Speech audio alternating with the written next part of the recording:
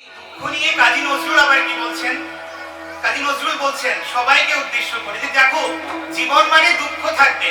শ্রী রামচন্দ্রের জীবন দেখো। কাজী নজরুল বলছেন, প্রথমে উনি রামচন্দ্রকে দিয়ে বলছেন কি তার গানে গানে যে অবতার শ্রী রামচন্দ্র, সে জানকীর প্রতি, সে সীতা মায়ের প্রতি অবতার ভগবান, এই জগৎ সংসার যিনি সৃষ্টি করেছেন। অবতার শ্রী রামচন্দ্র যে জানকীর প্রতি, তারও হলো বনবাস। স্বয়ং ভগবানের বনবাস হয়ে গেছে। তার জীবনে কি দুর্গতি! জানকী মাকে কেউ অপহরণ করে নিয়ে গেল।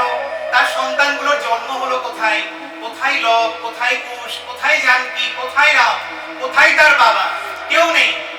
ভগবান হয়ে তার জীবনে এত কষ্ট, আর তুমি কে হে যে বলছো তোমার জীবনে কোনো কষ্ট থাকতে পারে না? যে বলছে অবতার শ্রী রামচন্দ্র যে জানকীর প্রতি, তারও হলো বনবাস, রাবণ করে দুর্গতি।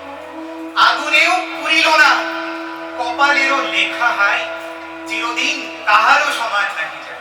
বলছে আমার জানকী মা এই জগৎ সংসারের সবচেয়ে সতী, সবচেয়ে পবিত্র যে নারী সীতা মা, দুবার তাকে আগুনে পুড়ে তার নিজের সতীত্বের পরীক্ষা দিতে হয়েছে।